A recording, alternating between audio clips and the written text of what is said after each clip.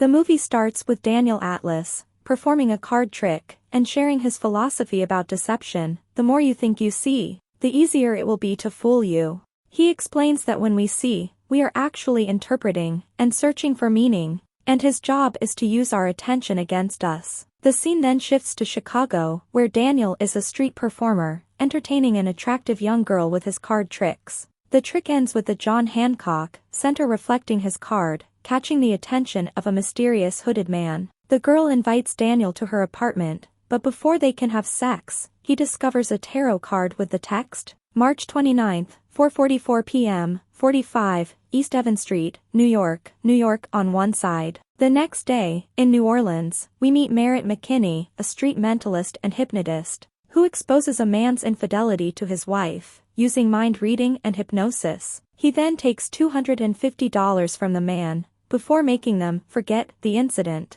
While packing up, he finds a Hermit tarot card. In New York City, the movie introduces Jack Wilder, a street con artist and magician, who tricks people on a ferry by betting them money to guess how he bends a spoon with his mind. After one person guesses correctly, Wilder pays him and pickpockets his wallet before escaping. He bumps into the hooded man, who slips a Death tarot card into Wilder's pocket. The scene then shifts to Los Angeles, where we meet Henley Reeves, a trained stage performer who does a water tank escape act with flesh-eating piranhas. As she packs up, she finds a High Priestess tarot card in the tank. The four street performers eventually meet in a rundown apartment in New York City's Lower East Side. Daniel and Henley are surprised to see each other, as Henley used to be Daniel's personal assistant, and Merritt reveals that they used to date. Jack comes and introduces himself as Daniel's fan. He picks the lock of the apartment they've been invited to, but they find no one inside. Instead, they discover blueprints for a remarkable piece of machinery that they believe could help launch their careers. After a year, the four magicians have formed a group called the Four Horsemen and are now sponsored by insurance mogul Arthur Tressler.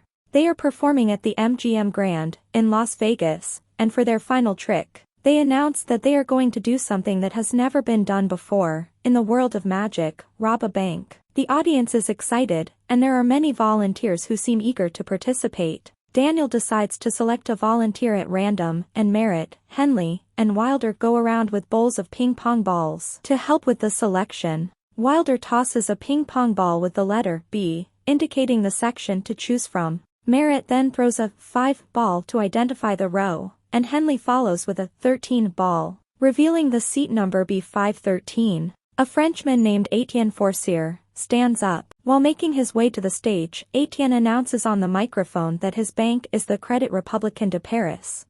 Meanwhile, Daniel points out Arthur Tressler in the crowd, and expresses the horseman's appreciation for his sponsorship. Once on stage, Merritt briefs Etienne, and Wilder provides him with a teleportation helmet. Daniel then hands Etienne a deck of cards, and instructs him to select a card at random, and sign his name in English on the red 2 of hearts.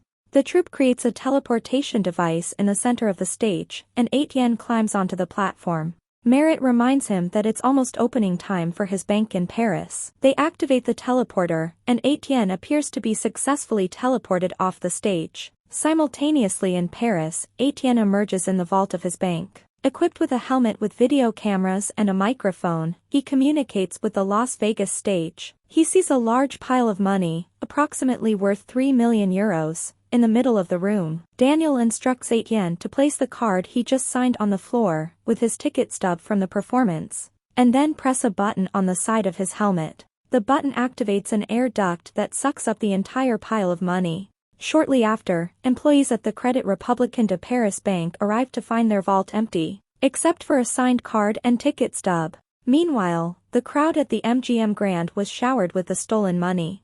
FBI agent, Dylan Rhodes, is assigned to investigate the theft, and partners with Interpol agent, Alma Dre, who believes interrogation will be useless. Despite this, Dylan takes charge of the interviews himself. Etienne claims he is innocent, and was genuinely teleported to France, but a slip-up reveals he was actually hypnotized. The four horsemen are interrogated next, and while Jack sleeps, and Henley plays with her chair, Merritt turns the tables on Alma and Dylan, and Daniel taunts Dylan about their lack of proof. The police are unable to arrest them, as they have no explanation for the theft other than magic, and they are forced to release the suspects.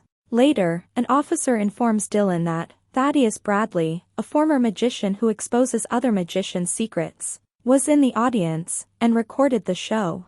Thaddeus explains how the heist was done, and they return to the stage to find a duplicate bank vault, and reveal how the audience member was transported to Paris. It is revealed that the four horsemen stole the money weeks before, and manipulated the audience into believing it was happening in real time, and that Etienne was not randomly chosen, but instead was pre-selected by the magicians. Thaddeus Bradley warns Dylan Rhodes that there is more to come from the four horsemen, and advises him to be ready for their next show in New Orleans.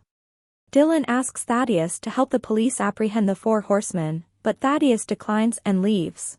Later, Arthur Tressler approaches Thaddeus, and tries to bribe him into staying out of the magician's rise to fame. However, Thaddeus refuses, and Arthur threatens him, but Thaddeus warns Arthur to be careful, as he might end up being ruined instead. The press reports the Four Horsemen's sold-out show in New Orleans. During the show, they reveal the secret of the common disappearing rabbit trick, perform original stunts such as soap bubbles strong enough to send Henley flying, and Merritt hypnotizes 12 ordinary people into believing they are football players. For the finale, they invite Arthur on stage and empty his bank account, distributing the money to people whose insurance claims were denied or reduced by his company. Chaos ensues as the audience receives alerts from their banks about the deposit. Arthur tries to apprehend the magicians, but finds himself chained to the stage. Dylan attempts to arrest the four horsemen but fails when they escape with the help of the hypnotized audience members. The police pursue the magicians through the streets, but they ultimately outsmart the police. Alma corners Daniel with her gun, but she hesitates upon seeing him unarmed and frightened, allowing him to escape. Although Alma is initially blamed by Dylan for allowing Daniel to escape, he later acknowledges that she may have been the only one not deceived by the four horsemen's diversionary tactics. Alma shares with Dylan rumors about a secret society of magicians called the Eye, who steal from the wealthy and give to the poor, using illusions and obedience. Although Dylan is skeptical, Alma suggests that Thaddeus exposed a magician who suffered humiliation and disappeared, and that this individual may be linked to the Eye. Tressler hires Thaddeus to expose and shame the four horsemen. Tensions are high as the four horsemen prepare for their final performance in New York. They worry that their mysterious benefactor will abandon them after their work is done. The police surround the building, and Jack is left to destroy evidence while the others carry out their final act. When the police discover Jack's hideout, he attempts to flee with evidence, but a car chase ensues and the vehicle explodes, killing him.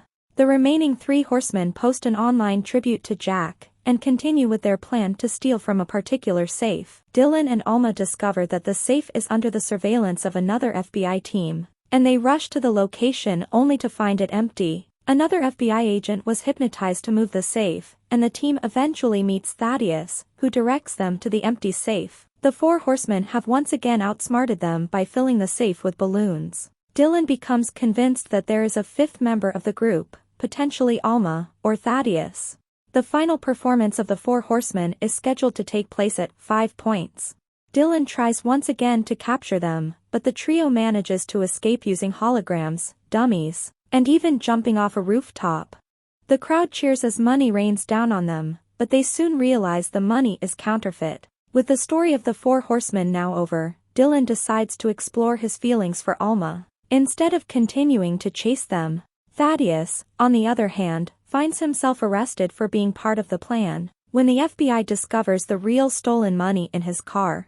While in prison, Thaddeus reveals to Dylan that he was framed by the Four Horsemen, who had set up the safe heist using mirrors and a duplicate FBI car to fake Jack's death. However, Thaddeus is unable to explain how they managed to set everything up on their own, and realizes that there was a fifth member of the group. To his surprise, Dylan admits that he was the mastermind behind the entire plan, seeking revenge against those involved in his father's death. Dylan's father, a magician, died attempting an underwater trick and was left penniless, with the bank in Paris and Tressler's company refusing to pay insurance on his death. Dylan also blames the company that produced the safe used in his father's trick, and the horsemen's final act, as they used an inferior quality of metal, which contributed to his father's death.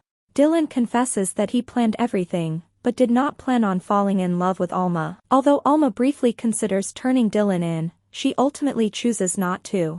In a mid-credits scene, the horsemen discover a set of locked crates with the symbol of the eye, in a desert junkyard.